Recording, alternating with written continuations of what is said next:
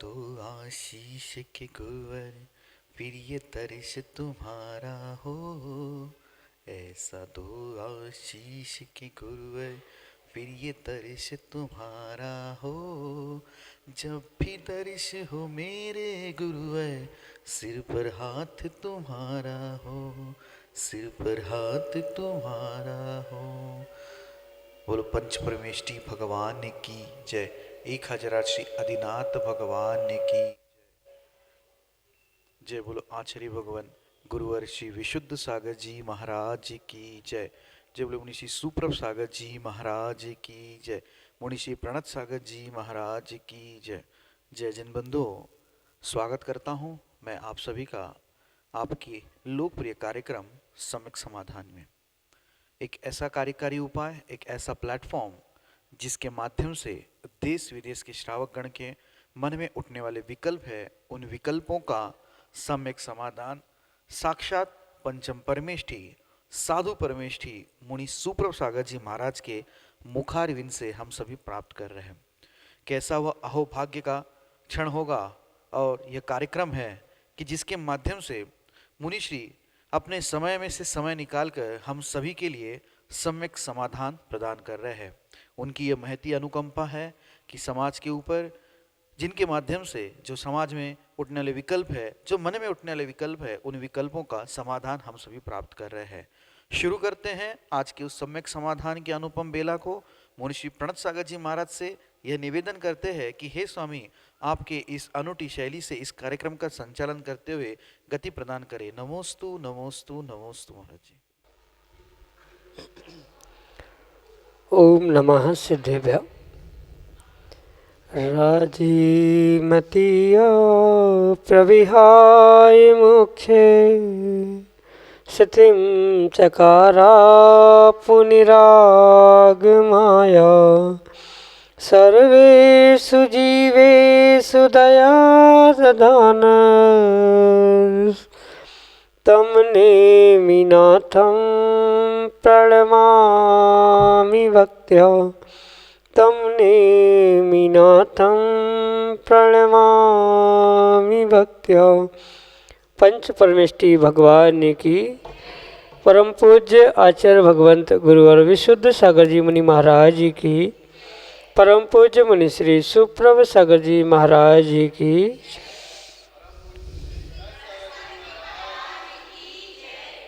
समीचीन विकल्पों का सम्यक समाधान, सम्यक ज्ञान की वह अलौकिक विधा जिसके माध्यम से हम सभी अपने मन में उठने वाले उन अनेकानेक समीचीन विकल्पों का सम्यक समाधान प्राप्त करके और अपने मन को निर्विकल्पता की ओर ले जा रहे हैं। क्योंकि वास्तविक सुख निराकुलता ही है और जिसे निराकुलता प्राप्त होती है वही उस सुख की अनुभूति करता है।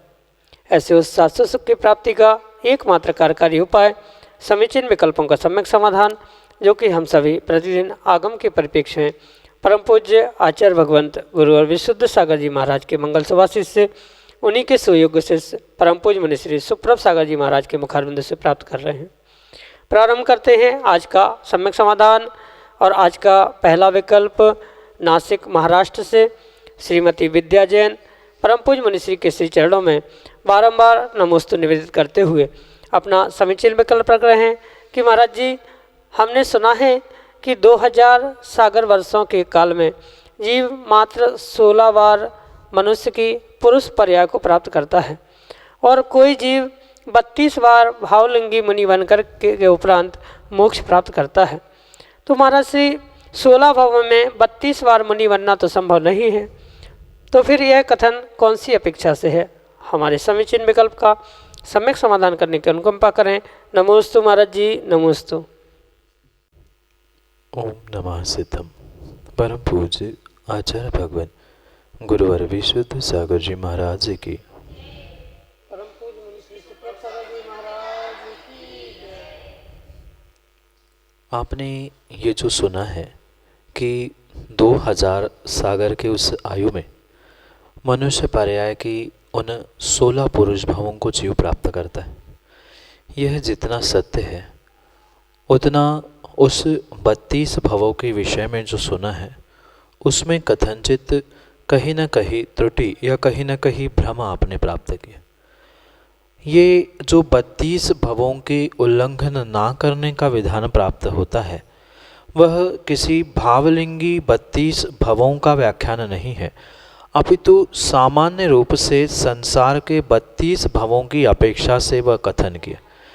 क्योंकि अगर ऐसा है तो एक उस 2000 वर्ष के काल में जीव कभी भी किसी भी प्रकार से 16 भवों में 32 भव प्राप्त ही नहीं कर सकता, क्योंकि जब भी भावलिंगी निर्ग्रंथ मुनिराज बनेगा तब तब वह द्रव्य भेद से और द्रव्य वेद से पुरुष वेद को ही प्राप्त करेगा।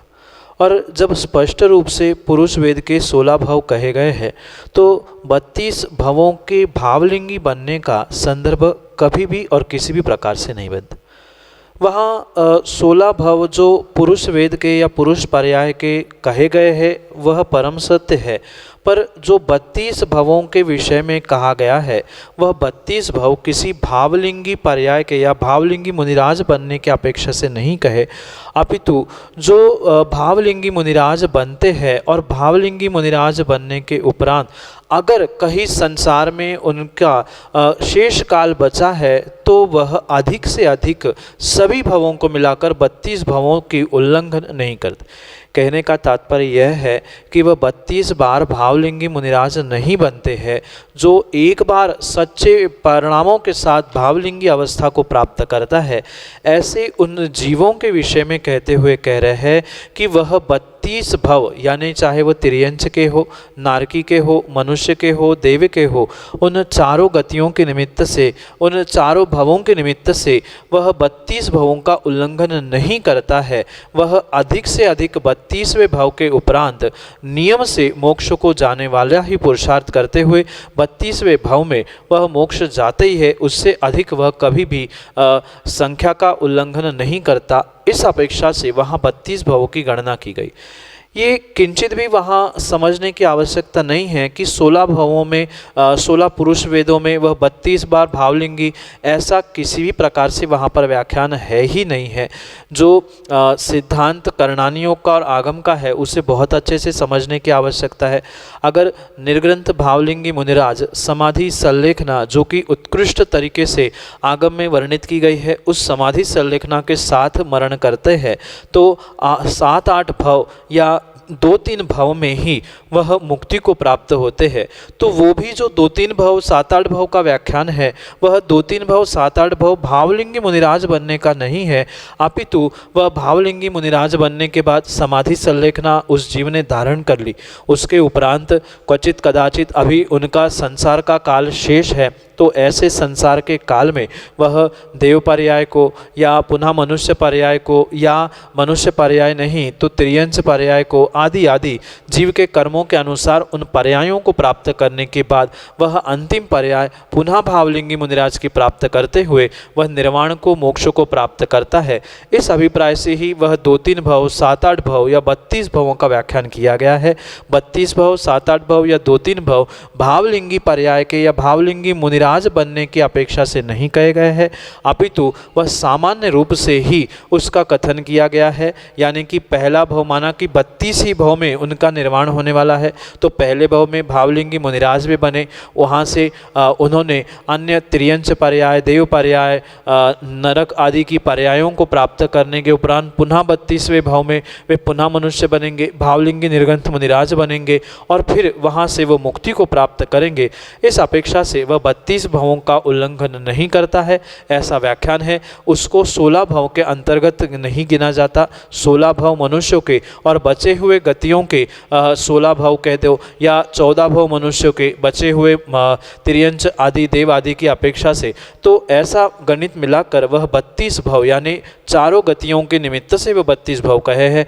मात्र मनुष्य पर्याय की पुरुष पर्याय की पुरुष वेद की अपेक्षा से वह 32 भव नहीं कहे।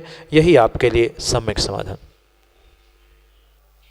राकेश जैन, नमन, जुन्नारदेव, मध्य प्रदेश से परम पूज्य मनीषी के श्री चरणों में बारंबार नमोस्तु निवेदित करते हुए कह रहे हैं कि गुरुवर, यदि मुझे दुकान रोड पर कोई सोने या चांदी की कोई वस्तु मिल जाए तो हम उसके मालिक का 1 माह तक तो आने की राह देखते हैं। नहीं आने पर उस वस्तु को बेचकर राशि को मंदिर में उसके मालिक के नाम पर दान पेटी में डाल देते हैं। 3-4 बार वस्तु मिलने पर यही किया तो हमें क्या लाभ हानि होगी, या जो उसका मालिक है उसको क्या लाभ पुण्य लाभ होता है। हमारे समीचीन विकल्प का सम्यक समाधान करते हुए हमारा मार्गदर्शन करने की अनुकंपा करें। नमोस्तु महाराज जी, नमोस्तु। आगम में किसी भी प्रकार से चोरी की वस्तु का दान स्वीकार नहीं किया। जो भी वस्तु भूली हुई, पड़ी हुई, किसी की छूटी हुई भी वस्तु वह उठाई जा रही है, प्रयोग की जा रही है, तो उसको आचार्यों ने चोरी का ही रूप कहा गया है। भले ही आप 2 महीने, 4 महीने, 6 महीने, कितने ही देर तक उसके मालिक की वापस आने की राह देख रहे हैं, पर अगर वह वस्तु आपने पहले ही दिन उठाई है या 4-8 दिन, महीने, 2 महीने बाद भी उठा के स्वयं के पास रखी है, तो वह कहीं ना कहीं चोरी रूपी पाप को ही देने वाली हुआ कर। इसलिए उस चोरी से प्राप्त हुई वस्तु को किसी भी प्रकार से दान में नहीं दिया जा सकता। दान में देने के लिए परिपूर्ण रूप से आगम में आचार्य भगवंतों ने उस चोरी से या किसी भी प्रकार से दूसरे के वस्तु का दान नहीं होता। दान जब किया जाता है, चाहे मंदिर में आप उस व्यक्ति का नाम लेकर भी दान कर रहे हैं कि अमुक व्यक्ति जो था, आपके पास उस व्यक्ति का नाम ही नहीं है, मालिक का नाम ही नहीं है, तो आप किस प्रकार से मालिक का नाम लेके मंदिर के गुल्लक में उसके पैसे को डाल रहे हो। ये किसी भी प्रकार से आगमोचित कार्य है ही नहीं है, क्योंकि भले ही वह रास्ते में, दुकान में या कहीं भी आपको प्राप्त हुई वस्तु हो, वह आगम के परिप्रेक्ष्य में किसी दूसरे की छूटी हुई, भूली हुई वस्तु होने से वह आपके लिए उठाने पर चोरी का ही दोष, चोरी का ही पाप देने वाली है। और जो भी दान होता है, वहाँ दान की व्याख्या करते हुए आचार्य भगवान कहते हैं स्वस्याति सर्गो दानम, स्वयं के और दूसरे के उपकार के लिए जो स्वयं का द्रव्य दिया जाता है, वास्तव में उसको ही आगम में आचार्य भगवंतों ने परिपूर्ण रूप से दान स्वीकार किया। जब वस्तु आपकी है ही नहीं है, तो वह आपके लिए लाभ देने के लिए निमित्त कैसे ही बनेगी। और मैं तो कहता हूँ लाभ नहीं, वहाँ तो आपको परिपूर्ण रूप से दोष ही लग रहा है, हानि ही हो रही है, क्योंकि दूसरे की वस्तु आप उठा के कुछ समय के लिए अपने पास रख रहे हो, 3 महीने, 6 महीने, तो चोरी की वस्तु भले ही प्रयोग नहीं कर रहे हैं, पर रखने का दोष लगा। उसको पुनः बेचकर जो पैसे आ रहे हैं वह चोरी के पैसे आप मंदिर में डाल रहे हो, उसका भी आपको दोष लग रहा है। जिसके मालिक का हमें पता ही नहीं है, उस सामग्री का दान करते हुए या उसके बदले में आए हुए पैसों का दान करते हुए मालिक का नाम आपने किस प्रकार से लिया। जब मालिक का नाम पता ही है आपको, तो आपको उस मालिक को वापस उसके घर तक पहुंचाने का प्रयास करना पड़ेगा, अन्यथा कहीं ना कहीं आपके लिए वह चोरी का ही दान देने वाला, नुकसान देने वाला ही, हानि करने वाला ही हो सकता है। क्योंकि लाभ तभी मिलेगा जब आप अपने स्वयं के वस्तु का दान मंदिर आदि में दोगे। जिसका मालिक नहीं है, जिसके मालिक का पता नहीं है, उस वस्तु को स्वयं रखना, उसका प्रयोग करना, उसके बदले में पैसे प्राप्त करके मंदिर में जमा करना, ये किसी भी प्रकार से आगमोचित क्रिया नहीं है। आगम में इस कार्य को चोरी से ही उद्घाटित या चोरी से ही प्राप्त होने के निमित्त से उसे स्वीकार नहीं किया गया है। इसलिए इस निमित्त से आपको पुण्य की जगह विशेष रूप से पाप की प्राप्ति हो रही है और आपके लिए वह हानिदायक ही है। इसलिए ऐसे कार्य ना करे। जो जहाँ जैसी पड़ी है पड़ी रहने दे। जिसको जैसा उठाना है, उस वस्तु का जैसा नियोग होगा, जिस व्यक्ति के भाग्य में वो लिखा होगा, वह अपनी उस वस्तु को उठा के ले जाएगा। आप भले ही वह सोने चांदी की हो या अन्य भी किसी प्रकार की वस्तु क्यों ना हो, पर दूसरे की भूली हुई, छूटी हुई, रखी हुई वस्तु को उठाना आगम के परिप्रेक्ष्य में चोरी नाम का पाप है। और इसलिए उससे बचने के लिए आप उसको पहले तो बात उठाए ही ना, और उठाया भी है तो उसको प्रयोग करते हुए या मंदिर में दान वगैरह देने का कभी भी किसी भी प्रकार से पुरुषार्थ प्रयास ना करें, क्योंकि चोरी की वस्तु का, दूसरे के वस्तु का दान होता ही नहीं है। मालिक का नाम पता है तो उस तक पहुँचाए, नहीं पता है तो उसको जैसा है वैसा है छोड़ने की आवश्यकता है। अन्यथा आपको पुण्य की लोभ में आप पाप कमा रहे हो, ये समझने की आवश्यकता है। यही आपके लिए सम्यक समाधान। अगले समीचीन विकल्प के लिए देवेंद्र जैन नायक, बानपुर उत्तर प्रदेश से परम पूज्य मुनिश्री के श्री चरणों में बारंबार नमोस्तु निवेदित करते हुए अपना समीचीन विकल्प रख रहे हैं कि महाराज जी, क्या शरीर के किसी विशिष्ट स्थान पर आत्मा होती है या पूरे शरीर में विद्यमान रहती है? अगर पूरे शरीर में विद्यमान है तो शरीर का कोई अंग अलग हो जाने पर निर्जीव क्यों हो जाता है? और अगर किसी लघु स्थान पर आघात होने पर पूरा शरीर निर्जीव हो जाता है, ऐसा क्यों? हमारे समीचीन विकल्प का सम्यक समाधान करने की अनुकंपा करें। नमोस्तु महाराज जी, नमोस्तु। आत्मा शरीर के किसी एक विशिष्ट अंग में नहीं होती, किसी विशिष्ट एक स्थान पे नहीं होती, अपितु परिपूर्ण रूप से पूर्ण शरीर में यानी पूर्ण शरीराकार ही आत्मा का आकार हुआ करता है। किसी भी प्रकार से शरीर से वह भले ही न्यून है, छोटी है, पर जैसा शरीर का आकार होता है वैसा ही बिल्कुल आत्मा का आकार होता है और लगभग उतना ही आकार आत्मा का ही हुआ करता है।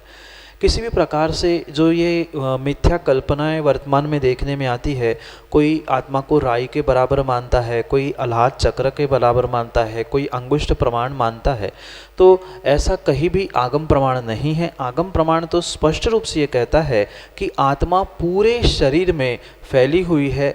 जैसे किसी सरसों में या तिल में तेल हुआ करता है, बिल्कुल वैसे ही इस शरीर में वर्तमान में जीव के साथ ही आत्मा हुआ करती। इसलिए वह सर्वांग में ही होती है, ये स्वीकार करना होगा। पर यह भी समझना होगा कि किसी अंग विशेष को यानी उंगली, हाथ, पैर इतना टूट जाने पर वह शरीर तो यानी जो हिस्सा हाथ, अगर उंगली या हाथ टूटा है तो उतना टूटने पर वह तो निर्जीव होता है, क्योंकि जो आत्मा के प्रदेश थे, जो पूर्ण बड़ी आत्मा थी, वह जैसे ही उंगली आदि टूट जाती है, हाथ पैर टूट जाता है, उसमें से अपने आत्मा के प्रदेशों को पुनः मूल शरीर में खींच लिया जाता है। और जितना भाग टूटा था, माना कि इतनी उंगली टूटी है, तो इसमें जो आत्मा के प्रदेश थे वह आत्मा के प्रदेश पुनः यहाँ संकुचित होते हैं, शरीर इतना कम हो गया, वह निर्जीव हो गया।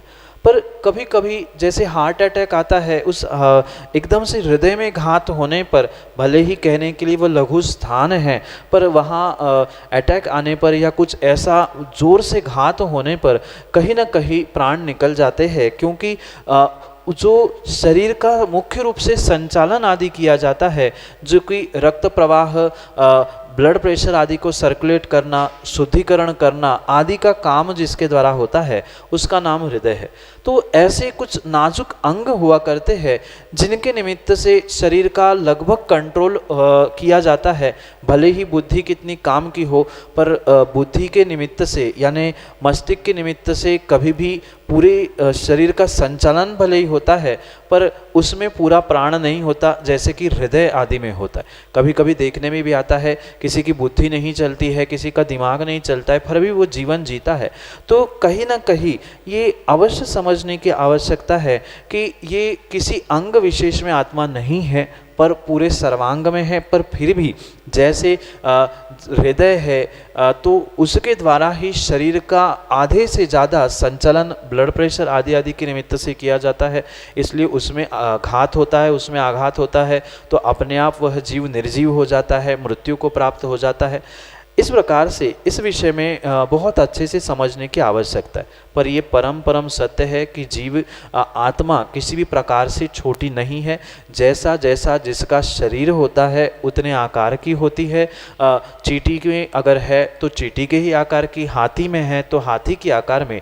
जो आत्मा के प्रदेश फैलना, विस्तार होना, संकुचित होना, ये आत्मा की शक्ति होने के कारण से ही ये सब कुछ देखने में आता है। और ये भी परम सत्य समझे कि किसी लघु स्थान हृदय आदि में ही घात होने से, यहाँ प्रभाव होने से ही वह आत्मा पूर्ण ही शरीर से निकल जाती है। जब आत्मा शरीर से पूर्ण निकलकर दूसरी पर्याय में पहुंचती है तो ही वह पूर्ण शरीर निर्जीव कहा जाता है। अन्यथा छोटे छोटे अंग, हाथ पैर आदि निकलने पर वह आत्मा के प्रदेश पुनः मूल शरीर में आ सकते हैं। माना कि किसी की गर्दन अलग हो गई तो वहाँ तो जो संचालन, शरीर का संचालन करने वाला मस्तिष्क था, बुद्धि थी, वही नष्ट हो जाने से उसका बैलेंस ना बनने के कारण से आत्मा के प्रदेश वहाँ से निकल के अन्यत्र पहुँचते हैं, वहाँ तो मृत्यु होती है, शरीर निर्जीव होता है, पर हाथ पैर उंगली आदि ऐसे अवयव अंग टूटते हैं तो वह मात्र वहाँ के आत्मा के प्रदेश पुनः मूल शरीर में आकर शरीर तो जिंदा रहता है पर बचा हुआ टुकड़ा निर्जीव हो जाता है। ये आत्मा के विशेष गुणों के निमित्त से ही होता है। यही आपके लिए सम्यक समाधान।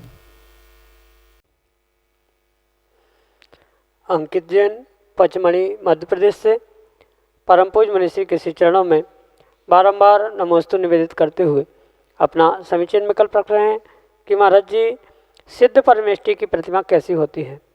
कहीं कहीं आर पार दिखने वाली पुरुषाकार प्लेट वाली प्रतिमा देखी जाती है, उनका क्या औचित्य है, क्योंकि ऐसी कोई प्राचीन प्रतिमा कहीं नहीं मिलती। तो सिद्ध परमेष्टि का मूल स्वरूप कैसा होता है, हमारे समीचीन विकल्प का सम्यक समाधान करने की अनुकंपा करें। नमोस्तु महाराज जी, नमोस्तु। निकम्मा अट्ठगुणा किंचुना चरम देहदो सिद्धा। इस प्रकार से श्लोक देते हुए आचार्य भगवंत उन सिद्ध परमेष्ठी और सिद्ध भगवान का विशेषण कहते कि जो आठों कर्मों का नाश करते हुए शरीर से यानी चरम शरीर से जिस पर्याय से उनको मुक्ति प्राप्त हुई उससे किंचित न्यून पुरुषाकार जो सिद्ध शिला में विराजमान होते हैं, अपने ज्ञान आदि गुणों के निमित्तों से जिसमें उत्पाद व द्रव्य सतत चलता रहता है, ऐसे उन जीवों को जो सिद्ध शिला में विराजमान है, आठों कर्म से रहित है, ऐसे उन जीवों को सिद्ध परमेष्ठी या सिद्ध भगवान कहते। और इन्हीं बातों को व्यक्तियों ने एकांत से समझते हुए, मात्र पुरुषाकार समझते हुए प्लेट में जो सिद्धों की आकृति आदि कटिंग की जो प्रतिमा बनाना प्रारंभ किया है, उसके लिए कहीं भी किसी भी प्रकार से आगम प्रमाण नहीं मिलता।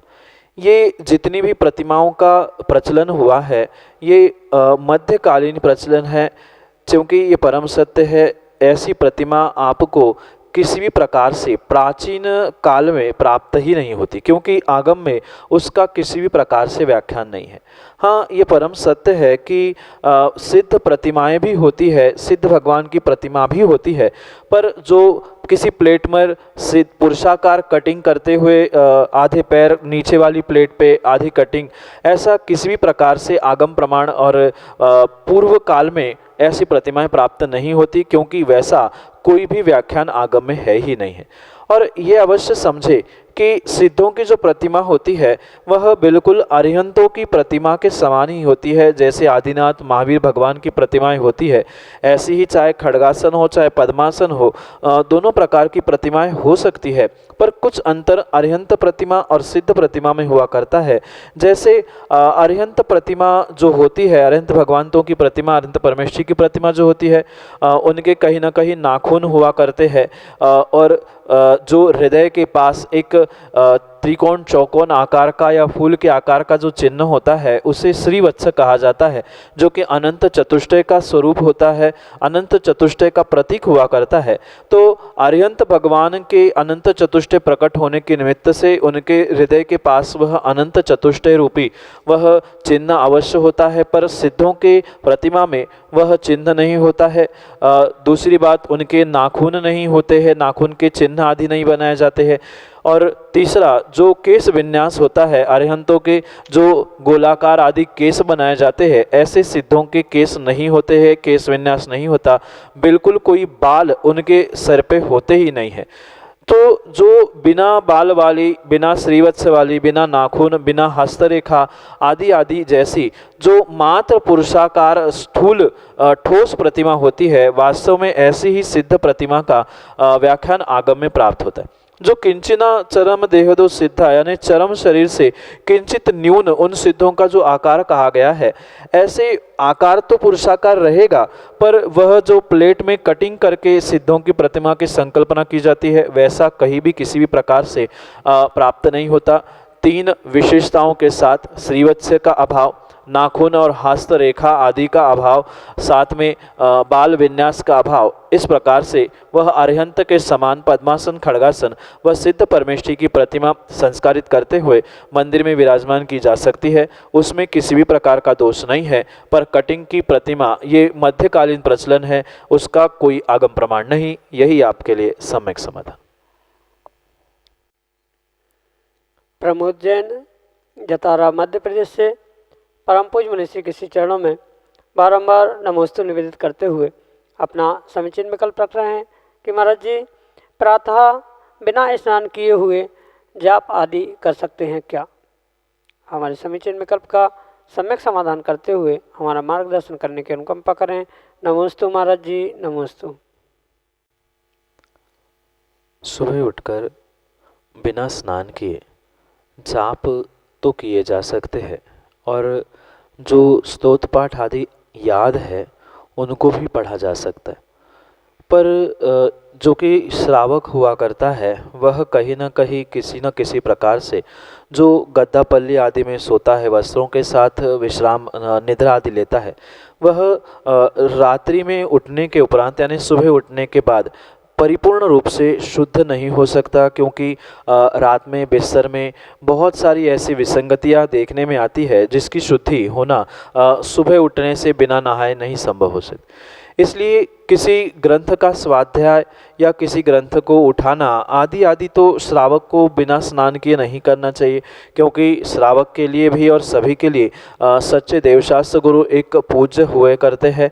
जैसे अरिहंत प्रभु को यानी देवादिदेव को भी छूते समय शुद्धि का ध्यान रखा जाता है, बिल्कुल ऐसा ही शास्त्र और गुरु को भी स्पर्श करने से पहले शुद्धि का ध्यान रखने की अनिवार्यता हुआ करती। और इस परिप्रेक्ष्य में स्वाध्याय करना, ग्रंथ आदि को उठाना आदि बिना स्नान किए नहीं किया जा सकते। पर अगर जाप करनी है तो ज़रूरी नहीं है कि स्नान करने के बाद ही जाप कर सकते हैं। ज़रूरी नहीं है कि कोई स्तोत्र पाठ याद है उसको नहा धो के स्वच्छ शुद्धि करने के बाद ही कर सकते हैं, क्योंकि ये अगर मन में उसका उच्चारण किया जा रहा है, जाप आदि किए जा रहा है, तो वह परिपूर्ण रूप से स्नान किए बिना भी किए जा सकते हैं। पर ये अवश्य ध्यान रखें कि कुछ रात्रि सोते समय किसी भी प्रकार की अशुद्धि हुई है तो परिपूर्ण रूप से या सुबह उठकर आप अपने पेट के मल को स्वच्छ करने के लिए लैट्रिन आदि गए हैं, तो वह परिपूर्ण रूप से वहाँ शरीर की वस्त्रों की आदि शुद्धि करने के उपरांत ही जाप, स्वाध्याय, पाठ आदि करने की आवश्यकता है।